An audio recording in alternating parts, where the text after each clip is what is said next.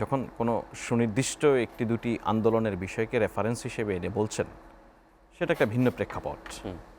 আর আপনি যখন এই 6টি আন্দোলন আজকের দিনে যেখানে বলছেন, যেগুলো তার মধ্যে কিছু কিছু আন্দোলন একেবারে একটা অফিসের ভিতরে হয়তো, আরেকটা হয়তো এখন আর এক্সিস্টই করে না, এরকম একটা অবস্থা। না, এখন যে 6টা এগুলো একেবারে প্রমিনেন্ট। এনবিআর না, একেবারে ঠিক আছে, স্থবির হয়ে আছে, আমি বলছি যে সচিবালয় এই বাস্তবতা স্থবির হয়ে আছে। এই আন্দোলনগুলির সঙ্গে আপনি উপদেষ্টা পরিষদের যে দুদিন আগের স্টেটমেন্ট, সেটাকে এভাবে রিলেট করলে এটা একটু বেশি জেনারেলাইজ হয়ে যায়। আপনি দেখুন, আন্দোলনের কথা যদি বলেন, তাহলে 16 বছরের যেই ফ্যাসিবাদী শাসন ব্যবস্থা, সেখানে বহু মানুষের নানান ন্যায্য অভাব, অভিযোগ, দাবি দাওয়া তৈরি হয়েছে না? তো সে সময়ে যখন কেউ আন্দোলন করতে গিয়েছে, তখন তাদেরকে গুলিবিদ্ধ হতে হয়েছে, তাদেরকে হত্যার শিকার হতে হয়েছে, তাদেরকে গুমের শিকার হতে হয়েছে, বা কোনো কোনো ক্ষেত্রে যারা আন্দোলনকে সামনে নিয়ে এসেছে তারা পার্সেস হয়েছে, তাই তো?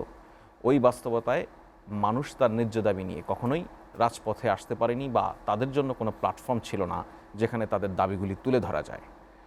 সে কারণেই আপনি দেখুন যে অন্তর্বর্তীকালীন সরকার দায়িত্ব গ্রহণের পর থেকে আপনি 500-600 আন্দোলনের কথা বলছেন, শুধু ঢাকা কেন্দ্রিক। 400 থেকে 500 আন্দোলন, শুধু ঢাকা কেন্দ্রিক। সারা দেশ ধরলে এই সংখ্যাটা হয়তো আরো অনেক আরো বেশি বাড়বে, ছোটখাটো আন্দোলন। তো এই যে বাস্তবতা, এই বাস্তবতায় সবগুলি আন্দোলন কিন্তু একেবারে যে অন্যায্য আন্দোলন তা নয়। একটা তো ভ্যাকুয়াম ক্রিয়েট হয়েছিল, মানুষের অভাব, অভিযোগ, অনুযোগ শোনার তো কেউ ছিল না। মানুষ এখন এই সময়টাকে তাদের জন্য শোনার জন্য উপযুক্ত সময় মনে করছে। এটা সত্য যে আমরা এর মধ্যে নানান ধরনের ষড়যন্ত্রমূলক, নানান ধরনের প্রতিহিংসা পরায়ণ, নানান ধরনের এই সরকারকে, রাষ্ট্রকে, বাংলাদেশের সার্বভৌমত্বকে কিভাবে ব্যর্থ করা যায়, সেই প্রচেষ্টার প্রয়াসও আমরা এই আন্দোলনগুলির মধ্যে দিয়ে কোথাও কোথাও দেখেছি। মুশকিল হলো, আপনার একজন স্কুল শিক্ষক যখন তার আন্দোলনটা নিয়ে সামনে আসে, তার সামনে তার ইস্যুটাই সবচেয়ে বড় ইস্যু। একজন হসপিটালের নার্স যখন তার আন্দোলন নিয়ে সামনে আসে, তার সামনে তার ইস্যুটাই সবচেয়ে বড় ইস্যু। সুতরাং যার যার পেশাজীবীদের আন্দোলনের কথা যদি বলি, যার যার অবস্থান থেকে তার আন্দোলনটা তার জন্য আসলে সর্বোচ্চ বড় ইস্যু। কিন্তু সরকার বা রাষ্ট্রের জায়গা থেকে যদি আমরা বিবেচনা করি, তাহলে সরকার এগুলিকে একটা ক্রাইটেরিয়া মেনটেইন করে, একটা প্রায়োরিটি সেট করে তারপর একটার পর একটা অ্যাড্রেস করার ব্যাপার রয়েছে। সে কারণে কিন্তু মাননীয় প্রধান উপদেষ্টা বারবার বলেছেন যে আপনাদের যে নানান ধরনের দাবি দেওয়া রয়েছে, এটার ন্যায্যতা সম্পর্কে আমরা জানি। দীর্ঘ 16 বছর আপনারা আপনাদের দাবি দেওয়া নিয়ে কোথাও উত্থাপন করতে পারেননি, সে বাস্তবতা আমাদের জানা। ধরুন, আওয়ামী লীগ শাসনকালে আওয়ামী লীগ ক্ষমতায় আসার পরপরই আন্দোলন শুরু হয়েছে, সেই আন্দোলন আর শেষ হয়নি, কখনো আর সামনে আসতে পারেনি, সেই আন্দোলন এখন নতুন করে শুরু হয়েছে, তাই না? ধরুন, আপনি শিক্ষকদের কথা বলছেন, শিক্ষকদের যেটা ইতিমধ্যে অলরেডি সরকার সিদ্ধান্ত নিয়েছে, 25%-এর জায়গায় তাদের 50% উৎসব ভাতা করা হয়েছে। শিক্ষকদের গ্রেডেশন নিয়ে সমস্যা করেছে আওয়ামী লীগ, সেগুলি অনেকগুলি অ্যাড্রেস হয়েছে।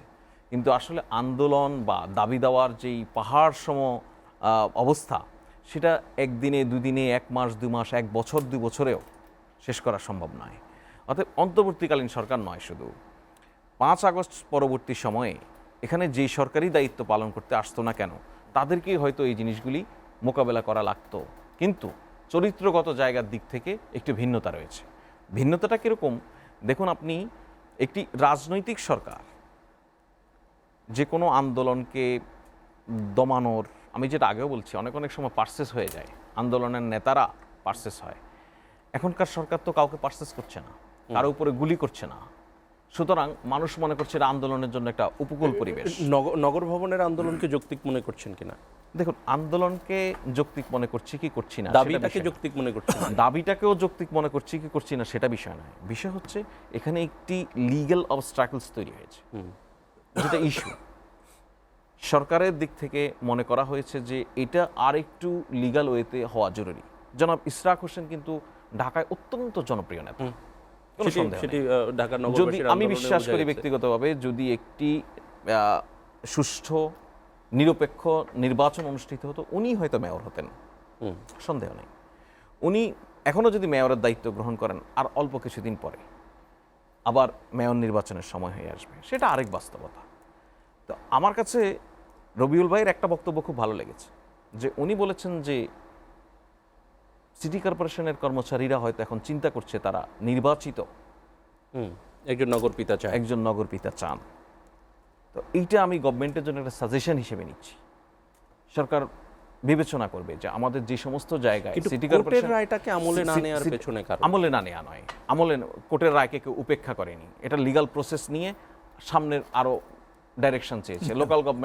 লোকাল গভর্নমেন্ট মিনিস্ট্রি মনে করেছে তার ডিরেকশনটা কি সেই বিষয়টা বোঝা। ইতিমধ্যে লোকাল গভর্নমেন্টের পক্ষ থেকে বলা হয়েছে 2 সিটি কর্পোরেশন নির্বাচনের জন্য দ্যাট ইজ ডিফারেন্ট থিং। আপনি দেখুন আমাদের নির্বাচন কমিশন একদমই স্বতন্ত্রভাবে দুটি নির্বাচন আয়োজন করতে পারে। একটি হচ্ছে ন্যাশনাল ইলেকশন, আরেকটি হচ্ছে রাষ্ট্রপতি ইলেকশন। এর বাহিরে লোকাল গভর্নমেন্টের যত ইলেকশন আছে এই ইলেকশনগুলির চাহিদা কিন্তু লোকাল গভর্নমেন্ট ডিভিশন থেকে যায়। তার প্রেক্ষিতে ওনারা আয়োজক হিসেবে ভূমিকা পালন করেন। ওনারা ওখানে ইভেন্ট ম্যানেজার বেসিক্যালি, এই নির্বাচনটা অনুষ্ঠান করে দেন। সুতরাং আপনার যে সমস্ত লোকাল গভর্নমেন্ট বডি নির্বাচন উপযোগী হবে সেই নির্বাচনের জন্য লোকাল গভর্নমেন্ট ডিভিশনে কিন্তু পত্র দিয়ে নির্বাচন কমিশনকে অবগত করবে, এটা নিয়ম। তো সেই নিয়মে যেমন রবিউল ভাই তো বলছিলেন যে নগরের কর্মচারীরা, নগর ভবনের কর্মচারীরা, কর্পোরেশনের কর্মচারীরা, শুধু কর্মচারীরা, নাগরিকরাও হয়তো তারা একজন নির্বাচিত প্রতিনিধি দেখতে চান। আপনি দেখুন 5 তারিখের পর তো সবাই পালিয়েছে, তাই না? তো আমাদের এই লোকাল গভর্নমেন্ট যে ইউনিটসগুলি আছে, ইউনিয়ন পরিষদ থেকে শুরু করে আপনি সিটি কর্পোরেশন পর্যন্ত আসেন, সেখানে তো এরা সেবা বঞ্চিত হচ্ছে না। সুতরাং এই সেবাটা তো এনশিওর করার একটা তাগিদ সব দিক থেকেই আছে।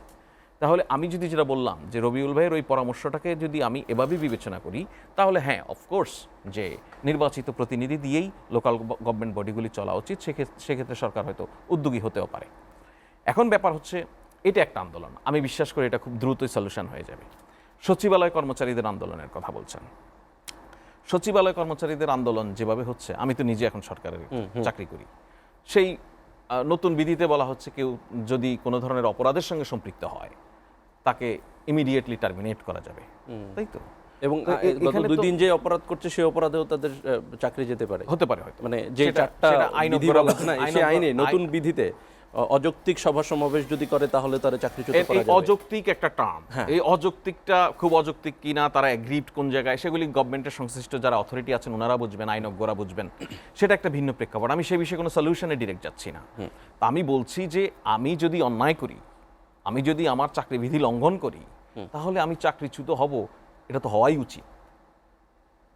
আমি তো নাগরিকের টাকায় আমার বেতনটা নেই, আমি সেই নাগরিকদের সঙ্গে যদি আমার জব কোড ভায়োলেট করে আমি কোনো কাজ করি, সেজন্য তো আমার ব্যবস্থা হওয়াই উচিত। এখন মুশকিল হচ্ছে যে আমাদের এখানে সব কিছু এত বেশি পলিটিসাইজ হয়েছে দীর্ঘদিন ধরে, কোনো প্রতিষ্ঠান, কোনো সার্ভিস, কেউ আর নিজেদেরকে তার যে কন্ডাক্ট, রুলস অফ কন্ডাক্ট, সেগুলি আর মানছে না, উপেক্ষা করছে।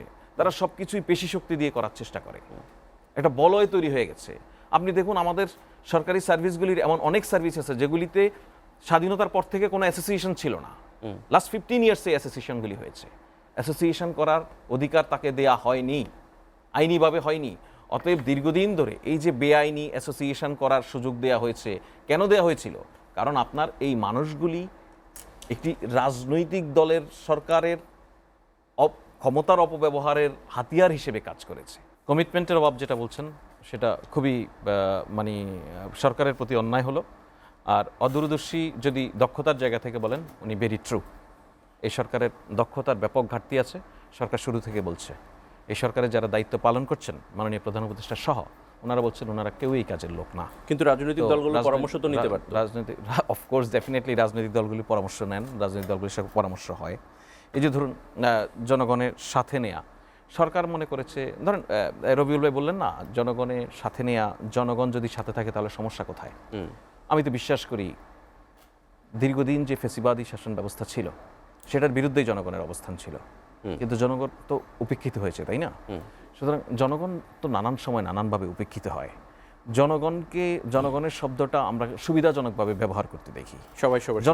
অন্তর্বর্তীকালীন সরকার এখন পর্যন্ত মনে করে এই সরকারটি বেশি মাত্রায় জনগণের সরকার, কারণ এই সরকারই একমাত্র সরকার বাংলাদেশের ইতিহাসে যেখানে সবগুলি রাজনৈতিক দল বসে এই সরকারকে, রাজনৈতিক দলগুলি জনগণকে প্রতিনিধিত্ব করে, আর এই রাজনৈতিক দলগুলি কিন্তু আবার এই এরকম সরকারকে অভিযোগ আসে গঠন 4 করেছে। দিন 3 দিন সময় চেয়ে বিএনপি সময় পায় না, বিকেল বেলায় এনসিপি ঠিকই প্রধান উপদেষ্টার দপ্তরে চলে যেতে পারে, একটা দলকে প্রায়োরিটি দেওয়ার একটা প্রথম অভিযোগ কথা হচ্ছে যে 3 দিন সময় পেয়েছে কিনা জানা নেই, আর যে সকালবেলা থেকে বিকেলবেলা পেয়েছে সে তার কিভাবে যোগাযোগ করেছে, তার আগে থেকে সময় চেয়েছে কিনা সেটাও আমার জানা নেই।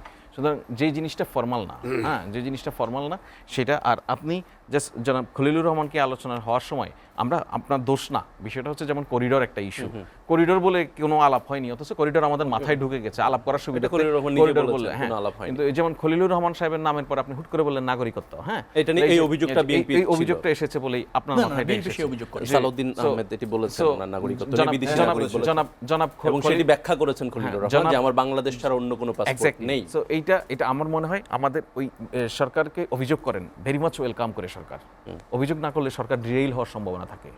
এই সরকার এই রাজনৈতিক দলগুলিকেই বেসিক্যালি অভিভাবক মনে করে, কারণ যেটা বলছিলাম তারা মনে করে না যে তারা এই কাজের জন্য একবারে দক্ষ মানুষ, দক্ষতার অনেক ঘাটতি আছে। সুতরাং ন্যায্য অভিযোগ করেন, ন্যায্য পরামর্শ দেন, ন্যায্য গাইডলাইন দেন, সবাই মিলে আমরা জিতি।